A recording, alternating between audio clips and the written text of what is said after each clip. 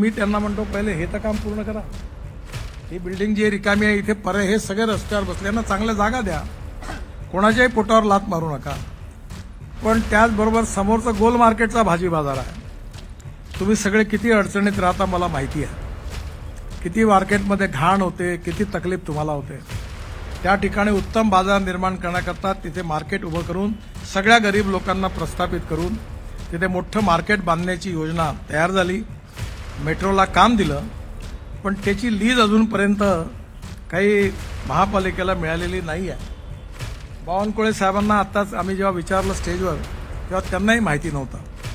माझी त्यांना विनंती आहे, तेच आता महसूल मंत्री आहे, त्यांनी ह्या लीजचं काम जर ताबडतोब केलं तर समोर गोल मार्केटच्या ठिकाणी मोठा बाजार तयार होईल आणि आपण या सगळ्या लोकांना तिथे अकोमोडेट करू.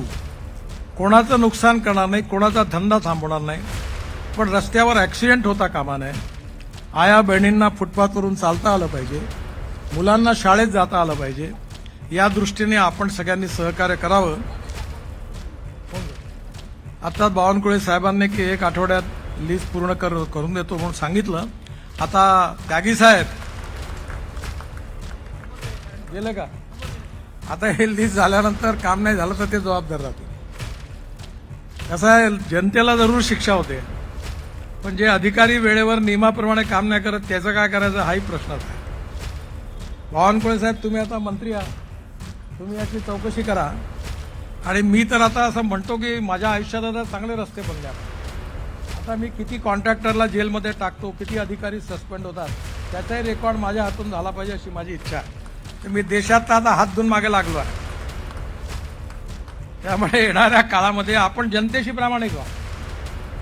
गोड गोड बोलतात म्हणून आपण कोणाचं ऐकायचं काही कारण नाही. या जनता मालिक आहे, त्याचे कामं झाले पाहिजे आणि जी व्यवस्था न्याय देत नाही ती उघडून फेकली पाहिजे.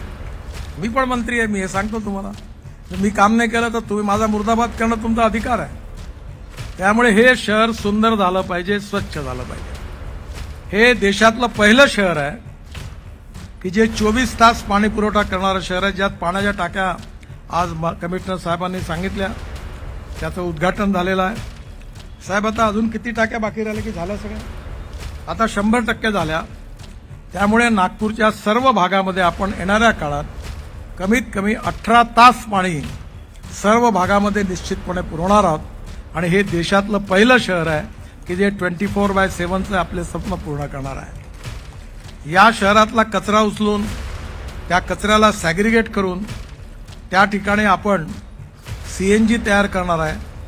त्या कचऱ्यात लिगसी कचऱ्याला आपण बाहेर काढायचा निर्णय घेतलेला आहे. फरवरी महिन्यात प्रकल्पाचं उद्घाटन आहे आणि त्यामुळे नागपूर कचरामुक्तही पण होणार आहे.